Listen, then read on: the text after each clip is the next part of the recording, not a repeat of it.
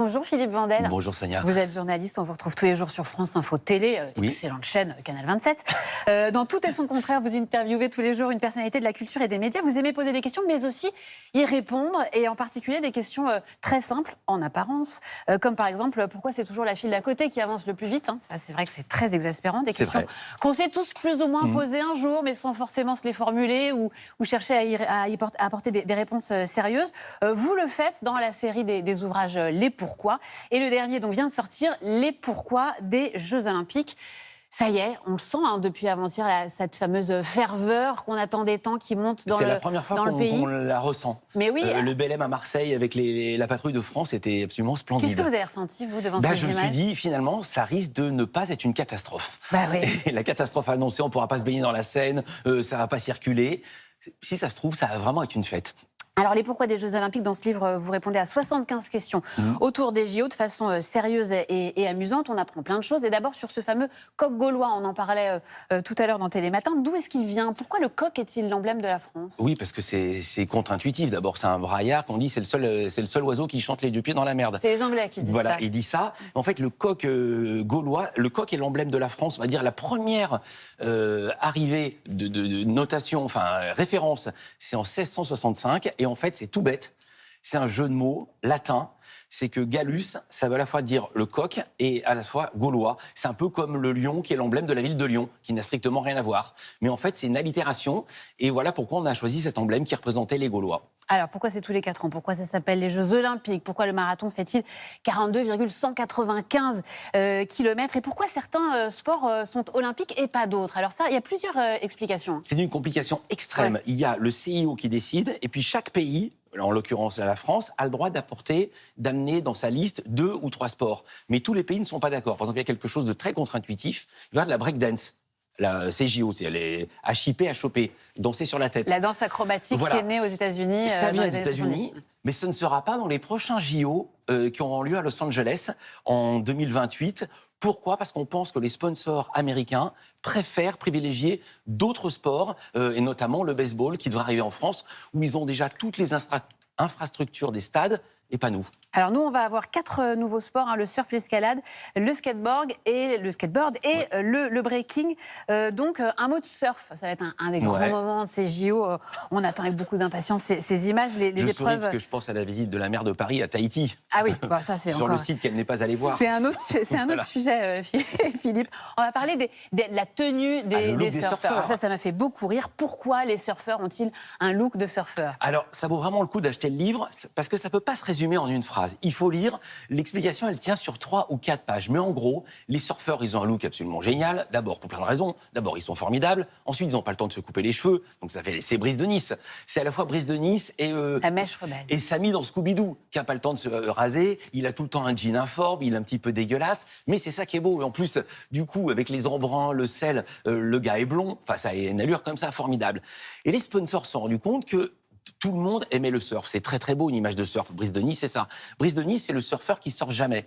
C'est la même chose. Ils se sont rendus compte que les gens qui aimaient le surf, seulement 1/100 achetaient une planche. Donc ils se sont dit, comment on va leur fourguer du matos ? Et ils ont fait des marques de surfeurs avec des t-shirts trop grands, des pantalons trop grands. Et du coup, c'est devenu un marketing de surfeurs. Et c'est les seuls sportifs qu'on reconnaît dans la rue. Et oui, alors je ne sais pas si on a des chances de médaille en surf. En judo, ça c'est sûr. Pourquoi la France est si forte en judo ? Parce qu'on a fait un plan judo absolument formidable. Il y avait une équipe de France de judo qui est allée dès les Jeux de Tokyo en 64. On a rapporté 3 médailles et c'est un cercle vertueux. Vous gagnez des médailles, donc on voit dans le journal, et donc les enfants ont envie de s'inscrire au judo. Donc il y a de plus en plus de judokas. On gagne des médailles, mais vous allez me dire pourquoi ? C'est valable pour tous les pays. Pourquoi spécifiquement en France ? Parce qu'en France, on a construit plein de dojos, c'est des salles de judo. Oui. Et je ne me souviens plus le chiffre, on est la 2e nation du monde après le Japon qui a inventé le judo, mais il y a en France, je crois, un judoka pour 400 habitants. Au Japon, c'est 1 pour 100, et en Allemagne, c'est 1 pour 1000, par exemple. Et le judoka le plus titré au monde, il est français. C'est Teddy Riner. C'est Teddy Riner, évidemment, 5 médailles. Mais avant, il y avait aussi David Douillet. Mais bien sûr, évidemment. Autre discipline traditionnellement pourvoyeuse de médailles, pour nous, c'est la natation. Et alors là, merci de m'avoir apporté la réponse à cette question que je m'étais toujours posée quelque part dans ma tête. Pourquoi, à la natation, le vainqueur est souvent dans un des couloirs du milieu ? Pour que ça fasse un V. Alors, c'est pour plein de raisons. La première raison, c'est pour que ce soit beau. C'est-à-dire que c'est formidable d'avoir le premier, puis le deuxième, puis le troisième. Alors qu'admettons que si il y a 8 lignes, si le premier était là, puis le deuxième était là, le quatrième et le troisième là, c'est moins télégénique. Ça, c'est la première raison. La deuxième raison, elle est sportive. Il y a 2 raisons sportives ensuite. C'est qu'il faut que les meilleurs puissent se voir entre eux et puissent se surveiller. Donc, votre place sur les lignes d'eau en finale est déterminée par votre temps en demi-finale. Donc, en gros, le meilleur est là, puis ensuite le second, puis le troisième, puis le quatrième. Et c'est pas tout. Il nage tellement vite, moi ça m'est jamais arrivé, il nage tellement vite, je souris, que dans les piscines, il y a une vague qui part et qui revient. Et quand on est sur le bord, on se prend la vague dans la gueule.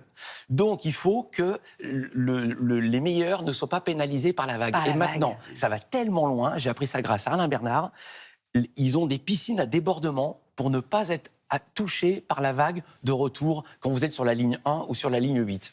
On a parlé du look des surfeurs, Philippe, trop cool. Alors, à l'opposé, pardon pour eux quand même, mais c'est vrai qu'il y a toujours un peu des moqueries sur la tenue des lutteurs. Cette tenue si spéciale, elle a des explications. Je ne sais pas comment dire, j'ai dit une tenue chelou. Oui. Alors, là, on voit, elle est un petit peu chelou. Alors déjà, sur l'image d'avant, on voyait qu'ils étaient bleus et blancs. Vous avez vu ou pas? Oui. C'est réglementaire.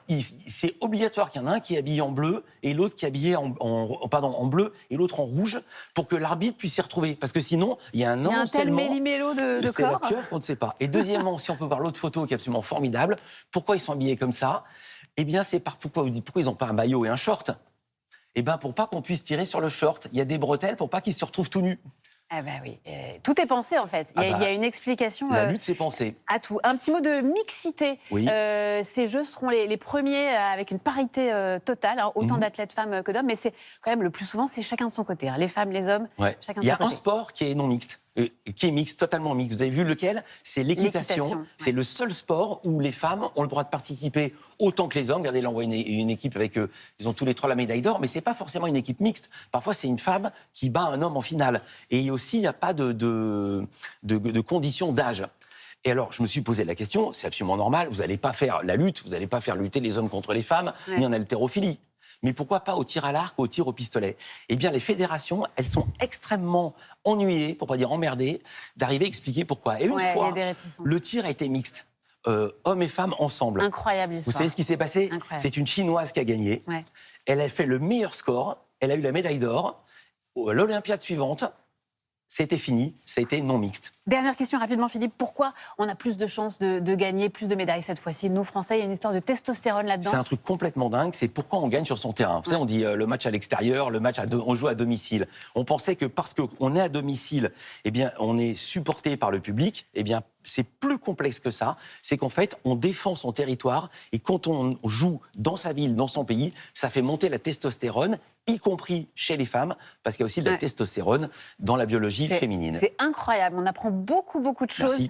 Les pourquoi des Jeux Olympiques, c'est aux éditions Kéro chez Calman Lévy. Merci beaucoup, Philippe Vandel. Merci de l'accueil.